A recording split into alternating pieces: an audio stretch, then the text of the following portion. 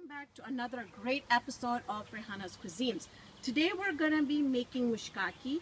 Mushkaki is a grilled meat on the sticks. Grilled meat on the sticks, and this is an East African dish. And I absolutely love mushkaki. So we're going to be making mushkaki using ribeye steak. What I did was I brought it home, cleaned it up, and if you want a little bit more information on it, I just explained everything in my first video that I did for making ribeye steak on the grill. Make sure you guys watch that video. It'll kind of tell you how much fat comes out of it and all that kind of stuff. So I've got about 2 pounds of it. I've cut it up in about 1-inch pieces right there, about 1-inch pieces. And I've got some skewers here that I have soaking in water right now. And you want to do that for at least 30 minutes. Just because you don't want them to burn on the grill. So let's get started. I'm going to review some ingredients here. Very often questions that will be, can we use any other type of meat for the mushkaki? Yes, you can. You can use, basically I've used sirloin, I've used roast, I've used a lot of stuff. I've used all types of meat. Basically it'll boil down to how long you're going to marinate it and how much meat tenderizer you're gonna have in there. Ribeye steak has a lot of fat like inside to it. It's like marbleization. So these are gonna be very soft and very soft and juicy. So I'm using ribeye, and I know ribeye can be very expensive, but you know, just do some experimenting, try some different meats, and you'll see how then you will have your preference of what kind of meat to use for your mushkaki.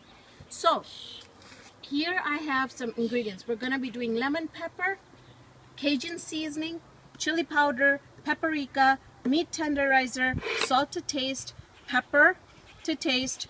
I'm going to do a little bit of yogurt. You can use regular or fat-free. Of course, I can't make any meat items without fresh ginger and garlic. And then we're going to be using about a tablespoon of oil. The only reason I'm using the oil is because I want to lock in all the spices are going to stick to the meat. And that's why I'm using a little bit of oil. And also it's going to help it from sticking to the grill. But when we get out, we're also going to be putting some oil on the grill just so that we're sure it won't stick. The recipe should show up right here on the right-hand side of the screen. If you go down into the description, you'll find the full recipe, the method, and everything else, and the list of ingredients you're going to need. That's about it. So let's get started. So first, what I'm going to do is I'm going to go ahead and add my ginger and garlic in here. So for about 2 pounds of meat, I'm going to do about 2 tablespoons of ginger and garlic. You can put less if you like. I love ginger and garlic. I like the taste of it in my meat, so I always put a little bit more. Now go ahead and also put a good 1.5 tablespoons of sour cream. Okay. Now let's go ahead and add all the spices. So the spices can be adjusted to your taste. I'm going to go ahead and add a tablespoon in mine of lemon pepper, tablespoon of Cajun seasoning,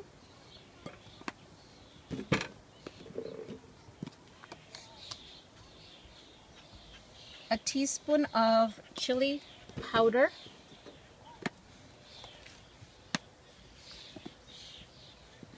about a tablespoon of paprika, and this is all the meat tenderizer that I have. Depending on, again, how long you're going to be marinating it for, adjust it accordingly. I have about 1/2 teaspoon in here. I'm going to be marinating it for about 3 hours. If I had more, I'd put about a teaspoon of it in there. And then we're going to go ahead and add some salt, and you want to put, you know, salt nicely so that when it comes off the grill, it really has some taste to it. I don't like eating food off the grill that, you know, it just doesn't have a flavor, and I love flavor in my food. Then I'm just going to go ahead and add a tablespoon of oil, which is optional. I just like using it. It just If you really don't want to and you think you have a lot of fat on your meat, then you really don't have to. Okay, so at this point what I'm going to do is I'm just going to mix everything up really, really well.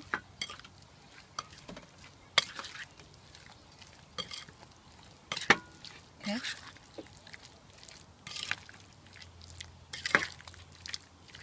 You see how all the marination is really, really thick and it's just sticking to the meat. Now, the other thing that I do is I'm not going to wait to skewer this. I'm going to go ahead and start skewering this. So that, you know, after 3 hours, I don't have to take it out and skewer it, then put it in the, I'm not going to do that. I'm going to do it right now, then put it in the fridge, wrap it up with saran wrap, and then put it in the fridge,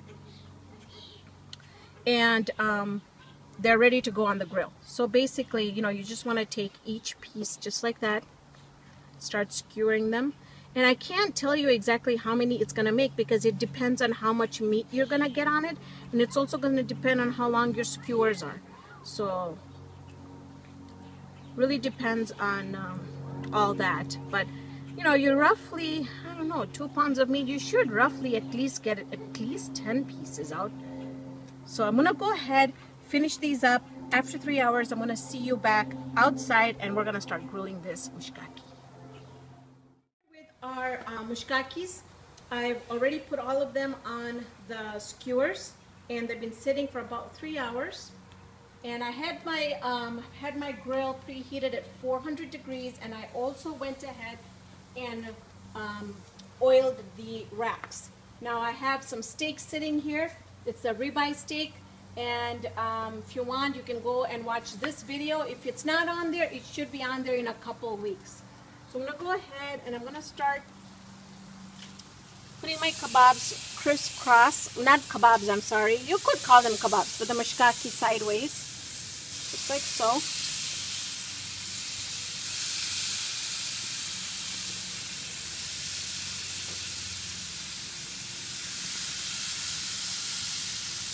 Okay.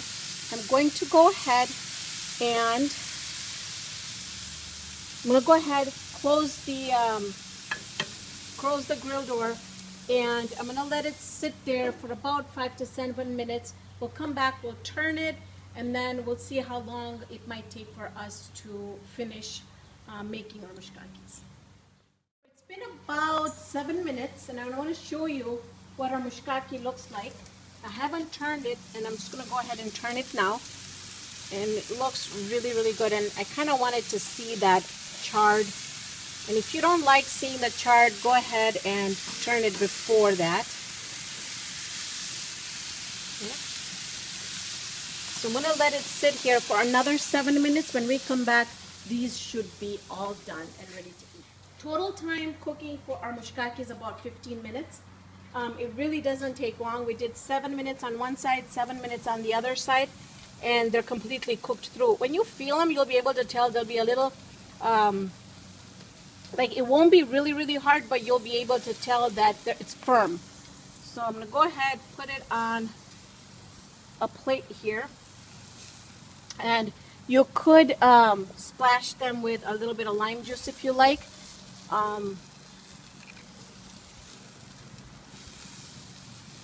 Okay. All right. And these are really hot. I don't know if I'm going to be able to do a taste test, but we'll see. I'm going to go ahead, shut off my grill. And these just look absolutely fantastic. So, right, here goes. They're hot. They're just off the grill.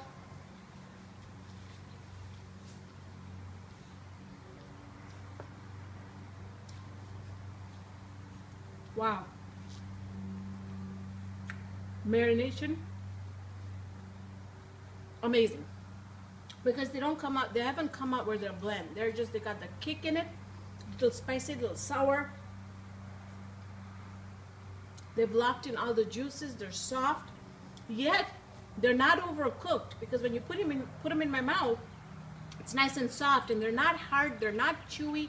So this means our mushkaki is perfectly cooked, where it's well done, but it's not overcooked. So perfect. And this here, I'm going to be serving with just a plain salad here.